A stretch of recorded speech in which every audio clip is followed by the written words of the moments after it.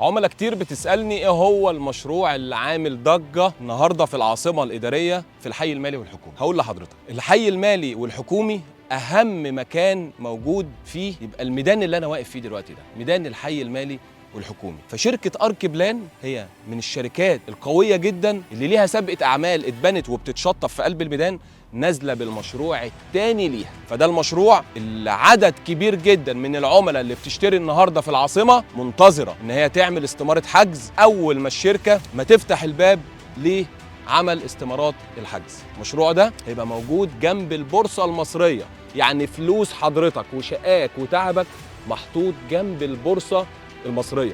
يعني حضرتك مش محتاج ان اسلام الشاعر يقنعك بالتشغيل، لان وجود الشركات اللي بتتعامل مع البورصه تبقى محتاجه مقرات اداريه. طيب شركه ارك بلان جايبه استشاري ايطالي اللي عمل المشروع الاول، هو برضو اللي هيعمل المشروع الثاني ليها.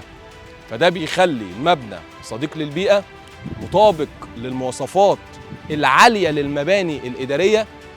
وجود المبنى نفسه في الميدان اللي فيه البنك المركزي، البنك الاهلي، بنك مصر، بنك القاهره، البورصه، هيئه البريد، بيرفع من سعر مترو في المستقبل، والطلب عليه بيبقى قوي جدا في التشغيل.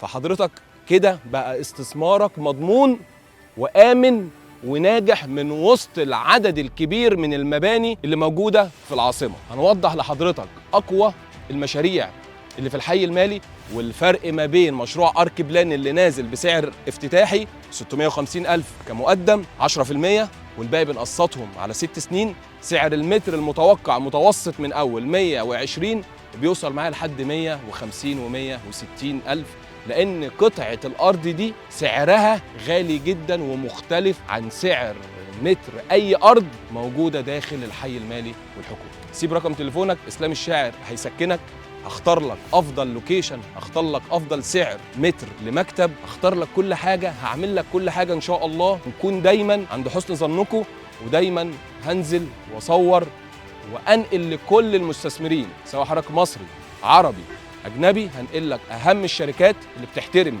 العميل، الشركات اللي بتقدم منتج عقاري محترم. ونكون دايما عند حسن ظنكم ان شاء الله. وشكرا جدا لكم.